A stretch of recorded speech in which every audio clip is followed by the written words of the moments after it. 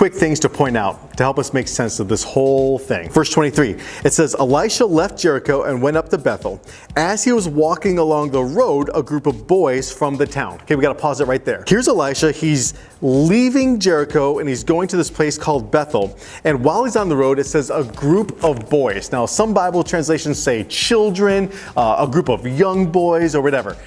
In the original Hebrew, it's quite likely that this is more like, instead of like teenagers or like little kids or especially, little children boys, it's quite likely that these guys are actually in their 20s or maybe even 30s. Full, able-bodied men. So don't be thinking that these are just like a group of third graders that come running up.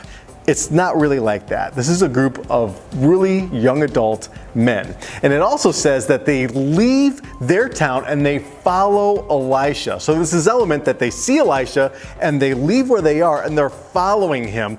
And it's like a mob. It's not like 10 or 12 or 15. There's like at least 40, probably more like 50 or 60. Some scholars even say up to 100. But there's a large group of young adult men following him. Go up, Baldy, they chanted. Go away, Baldy. It's easy for some people to be like, okay, well, this clearly is about a group of young adults making fun of a bald man.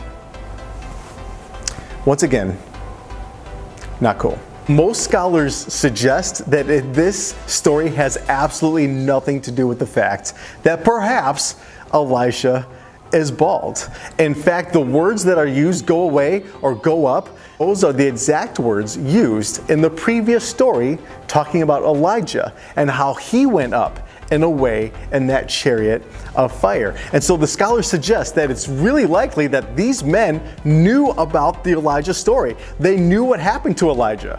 And they're like, listen, this God who you claim to work for and represent and love and are trying to teach us, we don't want that God. It's really about a group of at least 40, probably 50 or 60 or 70 young adults following Elisha, saying we don't want to have anything to do with being taught about your God of love and power and grace. Maybe there were people in Bethel that wanted God, that wanted to begin a relationship with God, who had heard about God and were wanting more God in their life. God called Elisha to be a prophet because he wanted Elisha to spread the message that he loves us enough to save us. Perhaps this is a story, a love story about a daddy, a heavenly daddy who is willing to do anything to get to his children. Maybe this is an example of God saying, listen,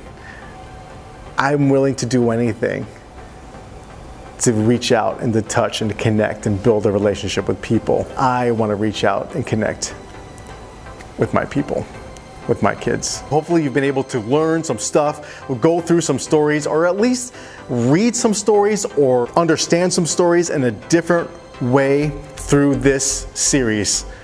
It's disturbing. If you have any questions or comments, feel free to email us or text us or stop by and see us here at Perichoresis, the youth ministry of the Kettering Seventh-day Adventist Church. I'm super pumped about our next series. It's called God Never Said That. It's a 4-week series taking a look at cliche things that we say. We think they're in the Bible, or perhaps we think that they're things that God said, but actually God never said it. Stay tuned to watch the Daily Dance for our next series, God Never Said That.